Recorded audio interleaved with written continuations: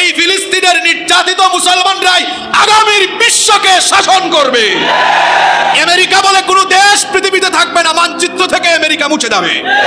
ফিলিস্তিন সম্পর্কে নবী করিম সাল্লাল্লাহু আলাইহি ওয়াসাল্লাম 10টি ভবিষ্যৎবাণী করেছেন। ফিলিস্তিনের এই ভূমি, এটা অত্যন্ত বরকতময় ভূমি। এই ভূমির ব্যাপারে নবী করিম সাল্লাল্লাহু আলাইহি ওয়াসাল্লাম 10টি ভবিষ্যৎবাণী করেছেন। নাম্বার 1, 1 নাম্বার হলো নবীজি বলেছেন, আমার উম্মতের একটি দল কিয়ামত পর্যন্ত হকের উপরে লড়াই করবে। আমার উম্মতের একটি দল কিয়ামত পর্যন্ত হকের উপর থেকে আল্লাহর পথে তারা লড়াই করবে। তামাম দুনিয়ার কেউ তাদের কোনো ক্ষতি করতে পারবে না। তাদের অনিষ্ট করার জন্য তাদের বিরোধিতাকারী যদি ঐক্যবদ্ধ হয়ে যায়, ঐক্যবদ্ধ হয়ে যদি তাদের বিরুদ্ধে ষড়যন্ত্র চক্রান্ত করে, আমি আল্লাহ তাআলা দুনিয়ার সকল কুফফারদের উপরে এই হকপন্থী মুজাহিদদেরকে আমি বিজয় দান করব। সাহাবায়ে কেরাম বলেছেন, এখানে নবীজি কোন অঞ্চলের লোকদের কথা বলেছেন? সাহাবায়ে কেরাম নবীজির কাছে জানতে চাইলেন।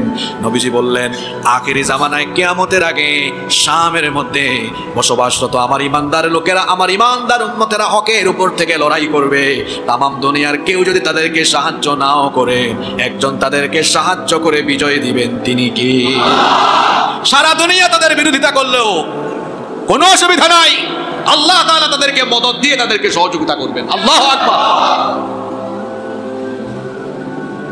নাম্বার 2 নাম্বার হচ্ছে আব্দুল্লাহ ইবনে ওমর রাদিয়াল্লাহু আনহু, এই হাদিসের বর্ণনাকারী সাহাবী। তিনি বলছেন, নবী করিম সাল্লাল্লাহু আলাইহি ওয়াসাল্লাম একবার দোয়া করলেন। নবীজি দোয়া করতে গিয়ে বললেন, আল্লাহুম্মা বারিক লানা ফি শামিনা ওয়া ফি ইয়ামানিনা, হে আল্লাহ আমাদের শাম এবং ইয়ামেনে তুমি বরকত দাও। সাহাবায়ে কেরাম উপস্থিত ছিলেন, নবীজিকে বললেন, ওয়াফি নাজদিনা ইয়া রাসূলুল্লাহ, সবাই আমার সঙ্গে পড়েন সাল্লাল্লাহু আলাইহি ওয়াসাল্লাম।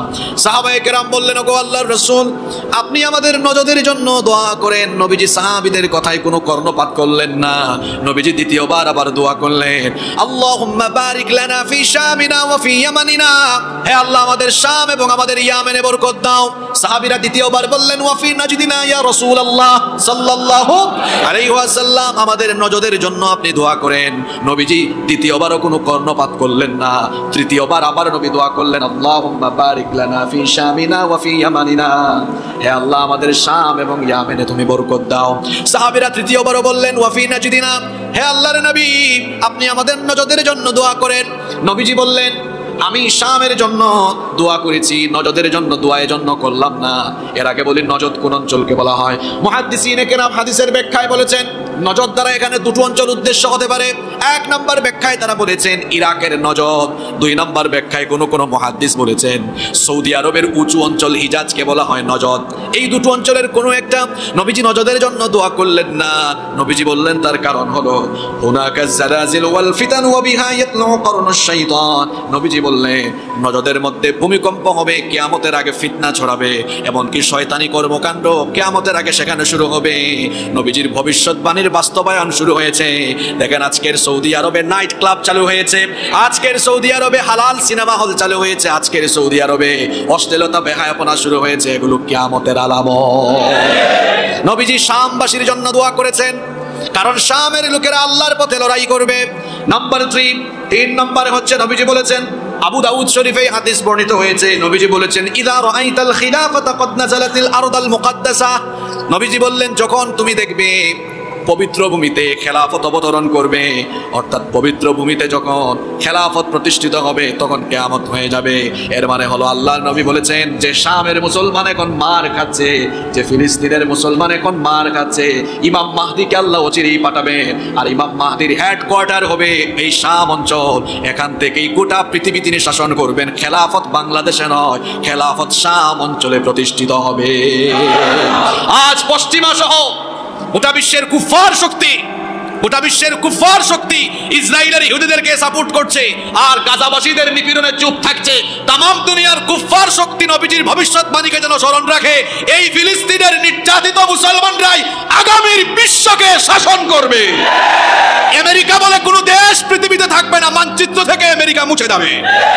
কারণ কিতাবুল ফিতান ফিতনার অধ্যায়ে হাদিস এসেছে, আপনারা হাদিস পড়বেন, আখিরি জামানার ফিতনা। নবীজি বলেছেন কিয়ামতের আগে বড় বড় 3টা ভূমিকম্প হবে। কয়টা ভূমিকম্প? একটা হবে বিল মাশরিক, পৃথিবীর পূর্বে, আরেকটা হবে বিল মাগরিব, পশ্চিমে, আরেকটা হবে জাজিরাতুল আরবে। যে সকল আরব খলিফারা, আমাদের আমিরুল মুমিনিনরা এখনো নিশ্চুপ আছেন, আল্লাহর নবী হাদিসে বলেছেন জাজিরাতুল আরবের অনেক অঞ্চলকে মাটির নিচে ধসাইয়া দেওয়া হবে। আর বিল মাগরিব, পশ্চিমা দেশ থাকবে না। আল্লাহর নবী বলেছেন, এটা তো কোনো হুজুরের কথা নয়। কিয়ামতের আগে পশ্চিমা বিশ্বের অনেক দেশ মাটির তলায় ধসে যাবে। আল্লাহু আকবার। যে আমেরিকা এখন মরলগিরি করে, এই আমেরিকার মরলগিরি থাকবে না। সব জায়গায় আমেরিকা গিয়ে ভেটু দেয়। দেখেন আজ কাফির ভাই ভাই হয়ে গেছে। কাফির কি হয়ে গিয়েছে? ভাই ভাই হয়ে গিয়েছে, ঐক্যবদ্ধ হয়েছে, কিন্তু কোনো লাভ নাই। এই ফিলিস্তিনিরাই আগামীর বিশ্বকে শাসন করবে, এতে কোনো সন্দেহ নাই। ফিলিস্তিনের ঈমান আর আমাদের ঈমান কি একই রকম নাকি? আমাদের ঈমান পয়সার কাছে বিক্রি হয়ে যায়, আমাদের ঈমান নেতা নেত্রীদের আদর্শের কাছে বিক্রি হয়ে যায়। আর ফিলিস্তিনবাসীদের ঈমান মিসাইল, ক্ষেপণাস্ত্র কেড়ে নিতে পারে না, তারা আল্লাহর পথে জীবন দেয়। কি জাতের ঈমান! এজন্য সামনে হাদিস আসতেছে, আমি আপনাদেরকে শোনাবো এই ফিলিস্তিনি লোকদের সম্পর্কে নবীজি কি বলে গিয়েছে। কয়টা বললাম?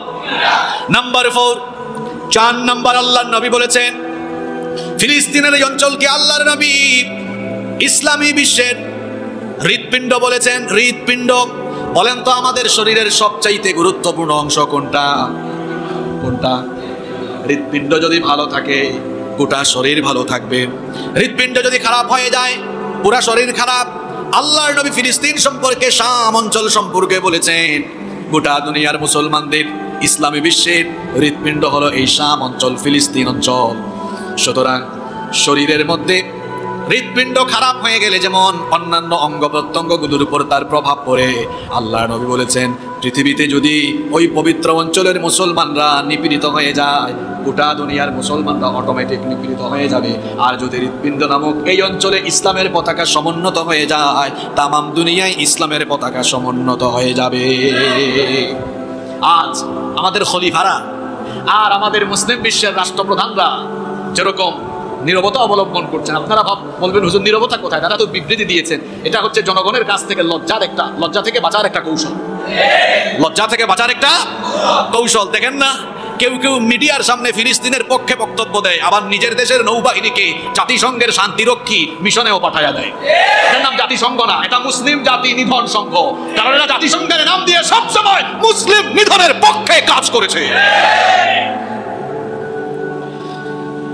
যারা এখন কথা বলছেন না, পদক্ষেপ নিচ্ছেন না, হয়তো ভাবছেন ফিলিস্তিন হলো ইসরায়েলের রাষ্ট্রের সাথে লাগোয়া একটা রাষ্ট্র, ওখানে ফিলিস্তিনিরা মার খেলে আমাদের কি? মানচিত্রে তো আমরা অনেক দূরে অবস্থান করি। আর নবীজি ভবিষ্যৎবাণী করেছেন, এটা দুনিয়ার কোনো হুজুর না। নবীজি বলেছেন এটা হলো ইসলামী বিশ্বের হৃৎপিণ্ড। যদি কাফেররা এটাকে গিলে ফেলে, মনে রাখবা এরপরে তোমাদেরকে আরো যারা ছড়িয়ে ছিটিয়ে পৃথিবীর দিগন্তে আছো অটোমেটিক গিলে ফেলবে। আসলেই তো তাই। হামাসের কয়েকজন কি কামটা করেছে দেখছেন আপনারা? কি সাহস! এত বছর তারা মার খেয়েছে। পশ্চিমা যারা নিজেদেরকে সভ্য দাবি করে, আসলে এরা হচ্ছে দুনিয়ার সবচেয়ে বড় অসভ্য। এবং জাতিসংঘ সহ তখন তারা ফিলিস্তিনিদের পক্ষে কথা বলে নাই। যখন হামাস এত বছর নির্যাতিত হওয়ার পরে এখন প্রতিরোধ করে দাঁড়িয়েছে, তখনই তাদের মায়া কান্না শুরু হয়ে গিয়েছে। ঠিক কিনা? সম্মানিত ভাইয়েরা, সম্মানিত মুসল্লিবৃন্দ, তাহলে নবী করিম সাল্লাল্লাহু আলাইহি ওয়াসাল্লাম এই শাম তথা ফিলিস্তিন অঞ্চলকে ইসলামী বিশ্বের কি বলেছেন? হৃৎপিণ্ড বলেছেন। নাম্বার 5 নম্বরে হচ্ছে নবীজি বলেছেন কিয়ামতের আগে এই শাম অঞ্চল থেকে একটা আগুন বের হবে। আল্লাহর নবী বলেছেন, এটা মুসনাদে আহমদ এবং তিরমিজি শরীফে হাদিস বর্ণিত হয়েছে। নবীজি বলেছেন সাতাখরুজু নারুন ফি আখিরিজ জামান, আখিরি জামানায় একটা আগুন বের হবে মিন হাদারামাউত, হাদারামাউত অঞ্চল থেকে। হাদারামাউত অঞ্চল হলো শামের অন্তর্ভুক্ত। সেখান থেকে একটা আগুন বের হবে। ওই আগুন বের হওয়ার পরে কি হবে? এবার সাহাবীরা বললেন, গো আল্লাহর নবী, যখন শামের অঞ্চল থেকে আগুন বের হবে তখন আমরা কি করব? আল্লাহর নবী বললেন, ফালাইকুম বিশাম, তখন তোমরা শাম অঞ্চলে গিয়ে আশ্রয় গ্রহণ করবা। এই শাম অঞ্চলের ব্যাপারে নবীজি আরো বলেছেন, নবীজি বলেছেন এই শামের অঞ্চল, ফিলিস্তিনের অঞ্চল হবে হাসরের মাঠ। সুবহানাল্লাহ। এরপরে 7 নম্বর, আল্লাহর নবী বলেছেন তুবা লিশ শাম, শামবাসীর জন্য সুসংবাদ। সাহাবীরা জিজ্ঞেস করলেন, মা বালুশ শাম, ওগো আল্লাহর নবী, শামবাসীদেরকে আপনি সুসংবাদ কেন দিলেন? আল্লাহর নবী তখন বললেন, এর কারণ হলো এই ভূমিটা এত পবিত্র, এত বরকতময়। আল মালাইকাতু বাসিতু আজনিহাতিহা আলা শাম, কারণ হলো আল্লাহর রহমতের ফেরেশতারা এই শাম অঞ্চলের জমিনের মধ্যে রহমতের বিছানা, রহমতের ডানা বিছায়া রাখে। শামের ব্যাপারে এমন কথা বলেছেন মুহাম্মদ সাল্লাল্লাহু আলাইহি ওয়াসাল্লাম। নাম্বার 8 নাম্বার, নবী করিম সাল্লাল্লাহু আলাইহি ওয়াসাল্লাম বলছেন, ইমাম আহমদ তার মুসনাদে আহমদের ভেতরে এই হাদিস এনেছেন। নবী করিম সাল্লাল্লাহু আলাইহি ওয়াসাল্লাম বলছেন, বাইনানা আনা নাইমুন ইদা রাআইতু উমুদাল কিতাব ইহতুমিলা মিন তাহতি রাসি। আল্লাহর নবী বললেন, আমি একবার ঘুমন্ত ছিলাম, আমি ঘুমের মধ্যে স্বপ্ন দেখলাম আমার মাথার নিচ থেকে আল্লাহর কিতাবকে সরিয়ে নেওয়া হলো। ফাযানানতু আন্নাহু মাদহুবুন বিহি ফাআতবাহু বাসারি, আমি নজর করতে লাগলাম এটাকে নিয়ে কোথায় যাওয়া হয়। ফাউমিদা বিহি ইলা শাম, আমি দেখলাম আল্লাহর কিতাব এই শাম অঞ্চলে অবতরণ করলো। আল্লাহর নবী সাহাবীদেরকে বললেন, আলা আমার উম্মত সাবধান, ওয়া ইন্নাল ঈমানা হাত্তা তাকাউল ফিতানু বিশ-শাম, তামাম দুনিয়ায় যখন কিয়ামতের আগে ফিতনা ভরপুর হয়ে যাবে, তখন যদি খাঁটি ইমানদার দেখতে চাও শামের দিকে তাকাবা, শামের দিকে নজর দিবা। কারণ তামাম দুনিয়ার অন্যান্য অঞ্চলে যখন মুসলমান সমাজে ফিতনা ছড়িয়ে যাবে, মুসলমানদের ইমান যখন ফিতনায় পরিপূর্ণ হয়ে যাবে, ওই কঠিন সময়ে শাম অর্থাৎ ফিলিস্তিনের অঞ্চলের ইমানদাররাই হবে খাঁটি ইমানদার। শেষ জামানায় ইমান পাওয়া যাবে কোন অঞ্চলে? কথা বলেন না কেন? শাম অঞ্চলে। আসলেই তো তাই, আসলেই তো তাই। আমি আপনি দলের জন্য, ক্ষমতার জন্য, নেতা নেত্রীর জন্য অনেক সময় ইসলামের আদর্শ বিক্রি করে দেই, আর ফিলিস্তিনের মুসলমানরা মসজিদে আকসার জন্য ইহুদিদের সাথে আপোষ করে না, প্রয়োজনে জীবন দেয়, ঈমান দেয় না। এজন্য নবীজি বলেছেন, আখিরি জামানায় ঈমান দেখবা শামে। নবীজি মক্কা মদিনার কথাও বলেন না, মক্কা মদিনার কথাও। আমাদের দেশে ঘুমটা পড়া কিছু শায়েখরা, তারা ইমাম সালাউদ্দিন আইয়ুবী রাহমাতুল্লাহি আলাইহি তার আকীদা নিয়ে প্রশ্ন তুলেছেন, তার আকীদা নিয়ে প্রশ্ন তুলেছেন। সালাউদ্দিন আইয়ুবীর নাম শুনেছেন তো আপনারা? কে তিনি? কে? হ্যাঁ, অনেকেই জানে না। মুসলমান যুবকরা নায়ক নায়িকার নাম জানে। সালাউদ্দিন আইয়ুবী সেই বীর সিপাহ সালার, যিনি ক্রুসেডারদের হাত থেকে মসজিদুল আকসাকে পুনরুদ্ধার করেছেন। আল্লাহু আকবার। মসজিদে আকসার বিজয়, এটা ইমানদার ব্যক্তি ছাড়া কারো হাতে আল্লাহ দেন না। কিছু শায়েকরা প্রশ্ন তুলেছেন, ওই শায়েকদেরকে বলবো যারা রিয়াল খুর, রিয়াল খায়া খায়া কথা বলে, মক্কা মদিনার কথা নবীজি বলেন নাই। নবীজি বলেছেন আখিরি জামানায় খাঁটি ঈমান শামে দেখবা, শামে, শামে। সুবহানাল্লাহ। কারণ শামের লোকেরা ডলারের কাছে, শামের লোকেরা রিয়ালের কাছে বিক্রি হয়ে যায়। শেষ জামানায় ঈমান পাওয়া যাবে কোন অঞ্চলে? কথা বলেন না কেন? নাম্বার 9 নাম্বার, শাম অঞ্চল হলো এমন পবিত্র অঞ্চল, আখিরি জামানায় কিয়ামতের আগে ইমাম মাহদী আলাইহিস সালাম আসবেন। ইমাম মাহদী আসবেন, আপনাদের এই কথাকে বিশ্বাস হয় কিনা? ইমাম মাহদী আসার যত আলামত হাদিসে বলা হয়েছে, বেশিরভাগ আলামত প্রকাশ পেয়ে গিয়েছে। এই জন্য আমাদের এই সিরাতের আলোচনা শেষ হলে আমরা কিয়ামতের আলামত নিয়ে আলোচনা শুরু করবো ইনশাআল্লাহ। সেখানে আমরা সবগুলো আলামত তুলে ধরবো। দেখবেন সব আলামতগুলো যদি আপনি জানেন, তাহলে মনে হবে ইমাম মাহদী আসার সময় চলে এসেছে। কারণ আল্লাহর নবী বলেছেন, তামাম দুনিয়ায় যখন জুলুম নির্যাতন বেড়ে যাবে, মুসলমানরা যখন জুলুমে নির্যাতনে নিপীড়নে কোণঠাসা হয়ে পড়বে, তখন জুলুম নির্যাতনকে দূর করে আল্লাহর জমিনে আল্লাহর দ্বীন কায়েমের জন্য ইমাম মাহদী আলাইহিস সালামকে যিনি পাঠাবেন, তিনি কে? ইমাম মাহদীর ব্যাপারে নবীজি বলেছেন, তাকে তোমরা কেমনে চিনবা? তার নাম হবে আমার নামে নাম, আমার নাম আহমদ। নবীজির একটা নাম হচ্ছে আহমদ। ইমাম মাহদীর নাম হবে আহমদ। মাহদী তার নাম হবে না, মাহদী হলো তার লকব, ইমামুন মাহদী। মাহদী মানে সুপথপ্রাপ্ত, তিনি মানুষকে হেদায়েতের পথ দেখাবেন, এই জন্য তারই নাম। আল্লাহর নবী বলেছেন আখিরি জামানায় ইমাম মাহদী আসবেন। আমার নামে হবে তার নাম, আমার বাবার নামে হবে তার নাম। অর্থাৎ আমার নাম যেমন মুহাম্মদ বিন আব্দুল্লাহ, ইমাম মাহদীর নাম হবে মুহাম্মদ বা আহমদ বিন আব্দুল্লাহ। তিনি আসবেন, তাকে লোকেরা চিনে ফেলবে। তাকে লোকেরা চিনার পরে যখন তামাম দুনিয়া থেকে, বিশেষ করে খুরাসান থেকে কালো পতাকাবাহী লোকেরা, তারা আগে ইমাম মাহদীর সৈন্য হওয়ার জন্য, সৈনিক হওয়ার জন্য ছুটে যাবে। তামাম দুনিয়ায় খবর হয়ে যাবে ইমাম মাহদী চলে এসেছেন। দিকে দিকে মুসলমানরা এই খবর পাওয়ার পরে লক্ষ লক্ষ মুসলমানেরা ইমাম মাহদীর হাতে বায়াত গ্রহণের জন্য দিক বিদিক থেকে, পৃথিবীর চারপাশ থেকে তার কাছে ছুটে আসবে। আল্লাহু আকবার। আমরা ক্ষমতার জন্য লড়াই করি বছরের পর বছর, আর হাদিসে এসেছে, নবীজি বলেছেন ইমাম মাহদীকে আল্লাহ তাআলা লাইলাতুন ওয়াহিদা, মাত্র এক রাতে গোটা দুনিয়ার ক্ষমতার মালিক বানাবে। তাকে আল্লাহ খেলাফত দিয়ে দিবেন। ইমাম মাহদী আসার পরে যেই তার বিরুদ্ধে হামলা করতে আসবে, আল্লাহ তারে ধ্বংস করে দিবেন। ইমাম মাহদি আসবেন। এরপরে ইমাম মাহদিকে সহযোগিতার জন্য সাইয়েদনা ঈসা রূহুল্লাহ আসবেন। ঈসা নবী হচ্ছেন আমাদের নবীর আগের নবী। ঈসা নবী আল্লাহর কাছে দোয়া করেছিলেন, হে আল্লাহ, তুমি আমাকে নবী না বানায়া কেন মুহাম্মদ সাল্লাল্লাহু আলাইহি ওয়াসাল্লামের উম্মত বানালে না? কারণ তার উম্মতের দাম কম না বেশি? দেখেন আমরা কিন্তু অটোমেটিক নবীজির উম্মত হয়ে গিয়েছি, আলহামদুলিল্লাহ। অথচ অন্যান্য নবীরা আমাদের নবীর উম্মত হওয়ার জন্য, নবী হয়েও তারা আমাদের নবীর উম্মত হওয়ার জন্য তামান্না পোষণ করেছেন। ঈসা আলাইহিস সালাম আল্লাহর কাছে তখন দোয়া করলেন, আল্লাহ তাআলা ঈসা নবীর দোয়া কবুল করলেন। ঈসা নবীকে খ্রিস্টানরা তারা আকিদা পোষণ করে বিশ্বাস করে যে শুলে চড়ায়া ঈসা নবীকে দুনিয়া থেকে বিদায় করা হয়েছে। আসলে ওইটা ঈসা ছিলেন না, ওইটা ছিলেন মিসা। খ্রিস্টানরা আছে মিসা নিয়ে, আমরা আছি ঈসা নিয়ে। কারণ ঈসা আলাইহিস সালামের চেহারার রূপ ধারণ করায়া আরেকজনকে তারা হত্যা করেছে, তারা মনে করেছে ওইটা ঈসা। ওইটা কি আসলে ঈসা না মিসা? ঈসা আলাইহিস সালামকে আল্লাহ আসমানে উঠায় নিয়েছেন।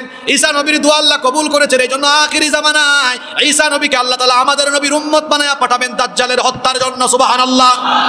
ঈসা আলাইহিস সালাম এবং ইমাম মাহদি আলাইহিস সালামের হেডকোয়ার্টার হবে, তাদের অফিস হবে, গোটা দুনিয়ায় খেলাফত চালু হয়ে যাবে। হেডকোয়ার্টার বাংলাদেশে হবে না, সৌদি আরবে হবে না, হেডকোয়ার্টার হবে যে অঞ্চলে, সেই অঞ্চলের নাম হচ্ছে শাম।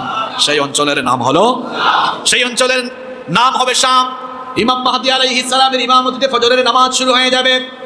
শাম অঞ্চলের সিরিয়ার দামেস্কের পূর্ব দিকের একটা সাদা গম্বুজওয়ালা মসজিদে ঈসা আলাইহিস সালাম দুইজন ফেরেশতার কাঁধের উপর ভর করে, ডানার উপর ভর করে তিনি ওই মসজিদের গম্বুজের উপরে অবতরণ করবেন। তারপরে লোকেরা ঈসা আলাইহিস সালামের দিকে তাকায় দেখবে চুল দাড়ি থেকে টপ টপ করে পানি পড়ছে, মনে হবে যেন মাত্র গোসল করে, মাত্র ওযু করে এসেছেন। ইমাম মাহদি তাকে দেখেই চিনে ফেলবেন। ইমাম মাহদি বলবেন, আসেন আপনি নামাজের ইমামতি করেন। ঈসা আলাইহিস সালাম বলবেন, না, আপনি হচ্ছেন মুসলমানদের খলিফা, আপনি ইমামতি করবেন, আমি মুক্তাদি হব। নামাজ আদায়ের পরে ঈসা নবী ইমানদারদেরকে সাথে নিয়ে দাজ্জালকে হত্যা করার উদ্দেশ্যে রওনা হবেন। তাহলে আমরা বুঝলাম শাম হলো এমন পবিত্র অঞ্চল, আগামী দুনিয়ায় বিশ্বকে মুসলমানরা শাসন করবে। আর হেডকোয়ার্টার বাংলাদেশ, সৌদি আরব নয়, হবে। আর জুড়ে বলেন। 10 নম্বর, এই শামের ব্যাপারে নবীজি ভবিষ্যৎবাণী করেছেন, এই শাম অঞ্চলেই দাজ্জালকে হত্যা করা হবে। দাজ্জাল কিন্তু দুনিয়ায় চলে এসেছে। নবীজির সময়ও দাজ্জাল ছিল। নবীজির সময় কেমনে দাজ্জাল ছিল? তামিম দারির একটা লম্বা হাদিস বর্ণিত হয়েছে। তামিম দারি খ্রিস্টান ছিলেন, এরপরে মুসলমান হয়েছেন। নবীজির কাছে এসে তিনি তার সাগর ভ্রমণের কাহিনী বলেছেন। নবীজি সেটাই সাহাবীদেরকে শুনিয়েছেন। তামিম দারি বলেছেন, আমরা 30 জন সাগর ভ্রমণে গিয়েছিলাম। এরপরে আমরা বাতাস আমাদের সেই জাহাজকে নিয়ে কোনো একটা জায়গায় চলে গেল, সাগরের মাঝখানের একটা দ্বীপ, সেখানে আমরা অবতরণ করলাম। তারপরে একটা ঘরের ভিতরে অদ্ভুত চেহারার একজনকে দেখলাম। আমরা তার কাছে যাওয়ার পরে সে আমাদেরকে 3টা প্রশ্ন করেছে। কয়টা? 3টা প্রশ্ন করেছে। আমরা সেই 3টা প্রশ্নের উত্তর দিয়েছি। 1 নম্বর প্রশ্ন করেছে, বাইসানের খেজুর বাগানের কি অবস্থা? তখন তারা বলেছেন, বাইসানের খেজুর বাগানে এখনো খেজুর গাছে ফল আসে, খেজুর আসে। দাজ্জাল বলেছিল, অচিরেই ওই বাইসানের খেজুর বাগানের সবগুলো খেজুর গাছ মরে যাবে, কোনো খেজুর জন্মাবে না, আর তখনই আমি আত্মপ্রকাশ করব। 2 নম্বর প্রশ্ন করেছিল, তাবারিয়া উপসাগরের কি অবস্থা? ওই উপসাগরে কি এখনো পানি আছে নাকি? তারা উত্তর দিয়েছিলেন, হ্যাঁ, ওই উপসাগরে এখনো পানি আছে। দাজ্জাল বলেছিল, অচিরেই সেই উপসাগরের পানি শুকিয়ে যাবে, যখন পানি শুকায়া যাবে তখন আমার আত্মপ্রকাশ হবে। 3 নম্বর প্রশ্ন করেছিল, জুগারের ঝর্ণায় কি এখনো পানি আছে নাকি? ওই পানি দিয়ে কি মানুষ এখনো চাষাবাদ করে নাকি? তারা উত্তর দিলেন, হ্যাঁ, জুগারের ঝর্ণায় এখনো পানি আছে, এখনো ওই পানি দিয়ে মানুষ চাষাবাদ করে। দাজ্জাল বলল, জুগারের ঝর্ণা যখন শুকায় যাবে, কূপ যখন শুকায় যাবে, তখন আমার আত্মপ্রকাশ হবে। কয়টা অঞ্চলের কথা বললাম? জুড়ে বলেন। বাইসানের খেজুর বাগান, তাবারিয়া উপসাগর, 3 নম্বর হচ্ছে জুগারের কূপ। আপনি কি জানেন এই 3টা অঞ্চলে ছিল ফিলিস্তিনে ইসরায়েলের বর্বর ইহুদিরা তাদের ইমাম দাজ্জালকে রিসিভ করার জন্য 3 অঞ্চল তারা ইতিমধ্যে দখল করে ফেলেছে। 3 অঞ্চল তারা দখল করে ফেলেছে। আপনারা গুগলে সার্চ করে দেখবেন, বাইসানের খেজুর বাগানের খেজুর গাছ সব শেষ। ওই অঞ্চলের খেজুর গাছ যেগুলো ছিল, একটা খেজুর গাছও এখন আর নাই। মরক্কো থেকে কিছু গাছ এনে ওই খেজুর বাগানে ইহুদিরা লাগিয়েছে। তাবারিয়া উপসাগরের পানি শুকিয়ে গেছে, যেটাকে বলা হয় সি অফ গ্যালিলি। গুগলে আপনারা সার্চ করে দেখবেন। জুগারের কূপ, ওইটাও শুকায় গিয়েছে। তার মানে দাজ্জাল আসার সময় চলে এসেছে। দাজ্জাল বলেছে, আমি আত্মপ্রকাশ করব, এই 3টা আলামতের কথা বলেছে। আর দাজ্জালকে সহযোগিতা করার জন্য 70,000 ইহুদি বাহিনী থাকবে। এই জন্য ইহুদিরা দাজ্জালকে তাদের ইমাম, তাদের নেতা মানে। দাজ্জালকে তারা রিসিভ করার জন্য অপেক্ষায় আছে। এই তিনটা অঞ্চলই তারা দখল করে ফেলেছে। ইহুদিরা মনে করে দাজ্জাল তাদের ত্রাণকর্তা হয়ে আসবেন, আর শুধু মধ্যপ্রাচ্য নয়, গোটা দুনিয়া তারা শাসন করবে। এটা হলো ইহুদিদের ভুয়া স্বপ্ন, এটা হলো ইহুদিদের ভুয়া স্বপ্ন।